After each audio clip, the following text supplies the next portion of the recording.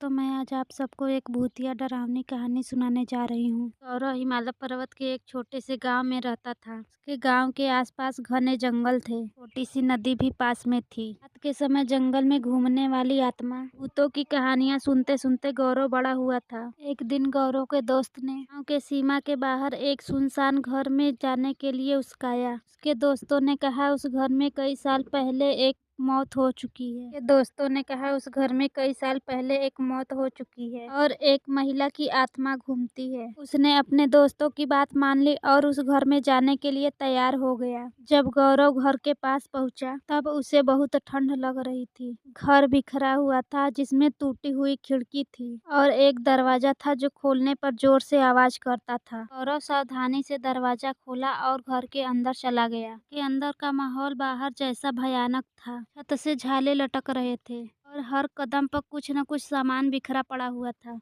अचानक गौरव को ऊपर से एक आवाज सुनाई दी। उसे लगा कि आसपास कोई चल रहा है। गौरव हिम्मत करके ऊपर गया और देखा एक लंबी बाल वाली औरत सफेद साड़ी में उसकी तरफ आ रही है। गौरव उसे देखते ही डर गया और भागने की कोशिश कर रहा था। तभी उस औरत की आत्मा ने गौरव का हाथ पकड़ लिया और गौरव से विनती करने लगी कि मेरी मदद करो। यह सुनकर गौरव चौंक गया। मैं घरेलू हिंसा का शिकार हुई हूँ। मेरे पति ने मुझे मारकर इसी जंगल में दफना दिया है और तब से मेरी आत्मा इसी जंगल में भटक रही है। यह सब बात सुनकर गौरव ने उस आत्मा का मदद करने को सोचा। उसने वादा किया कि वह उसे मुक्ति दिलाकर रहेगा। गौरव अपने दोस्तों की मदद से उस आत्मा की शरीर को ढूंढता है जो कि उसे एक पेड़ के नीचे मिलता है। फिर गौरव पुलिस के पास जाकर सारी बात बताता है। पुलिस उस आत्मा के पति को गिरफ्तार कर लेता है और कोर्ट उसे आजीवन कारावास की सजा सुना देती है। गौरव एक पंडित को लेकर उसके घर में आता है और पूजा पाठ करवाता है। इससे उस आत्मा को उस घर से मुक्ति मिल जाता है और वह गौरव का धन्यवाद करती है और गांव वाले गौरव को इस कारनामे से प्रसन्न हो जाते हैं और उसे इनाम देते हैं। उस दिन से गौरव को भूत और आत्माओं से डर लगना बंद हो जाता है। दोस्तों, आप सबको यह कहानी कैसी लगी हमें कमेंट में जरूर बताएं और साथ ही साथ चैनल को सब्सक्राइब करना ना भूलें ताकि हम आप सबको इसी प्रकार की हिंदी रोमांचक कहानियाँ सुनाते रहें।